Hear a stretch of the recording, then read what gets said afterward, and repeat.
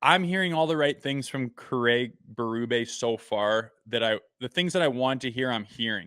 And that's like identity, what's acceptable, the accountability, and the effort and the grit and the trying to impress and the not being too cute. And you can tell that a lot of the pains that a lot of people have had following this team and this being their team and being invested in the Toronto Maple Leafs and the way they've kind of come up short in all years, but especially recently with this group, it sounds like they're addressing it, and we're going to see how they respond, which at least there's something different happening. They're not just doing it the same way to see what happens this year, which has kind of been, the hair losing effect of of the last couple of years. And I like to see this, and I like Craig Berube being there, and he's saying the things that I would like him to say at this point in the season. The big thing for me, there's no more music at practice. I don't know what these guys are gonna do without the gangster rap at practice. So Like, I didn't even know they played like Sheldon Keefe like music on in the background, and it's yeah, probably like rap and stuff. Oh man, that is very off the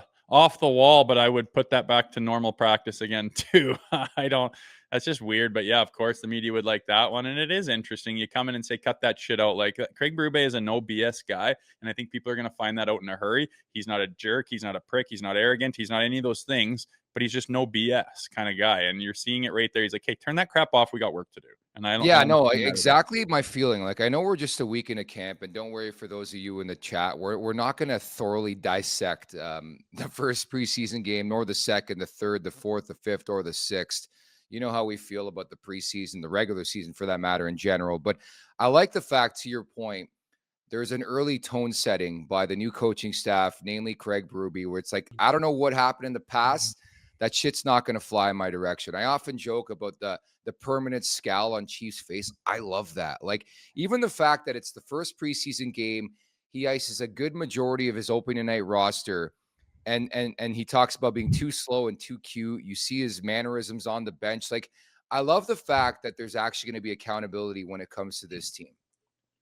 I think that'll be the word that we use, probably overuse for the next couple of months. While they get he's talking about new systems and new identities, and I think that's a breath of fresh air because sometimes I feel like we dissect this team pretty hard. We've watched several seasons. All the fans are as in depth as they can get.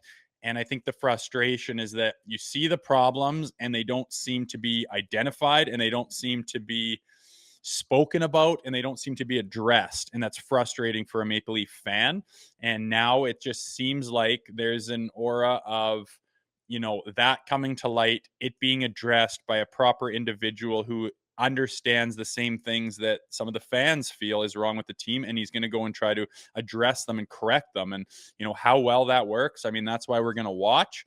But it's exciting that accountability factor is apparently being addressed in a big way by Craig Berube. I get that.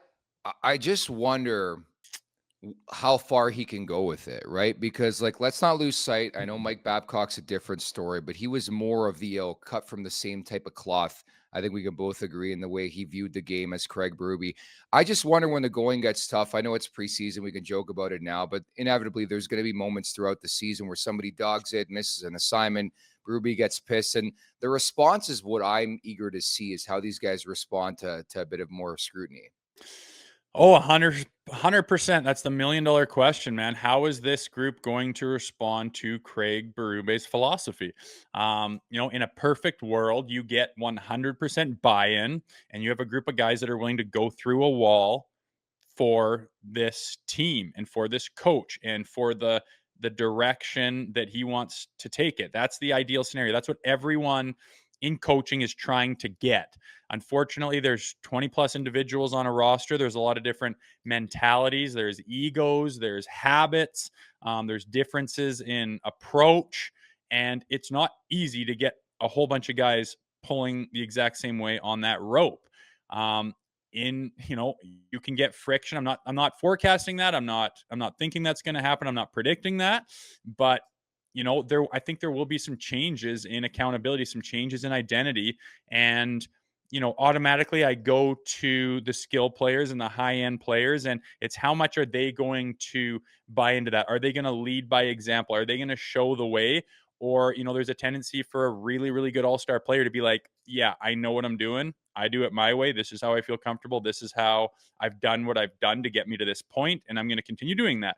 And I think where you can run into problems is where, the coach feels like there's no buy-in, the player feels like this is my buy-in, and then all of a sudden you got friction. I'm not forecasting that to happen, but there are going to be some changes, and it's going to be interesting to see how all those players collectively as a team respond to it.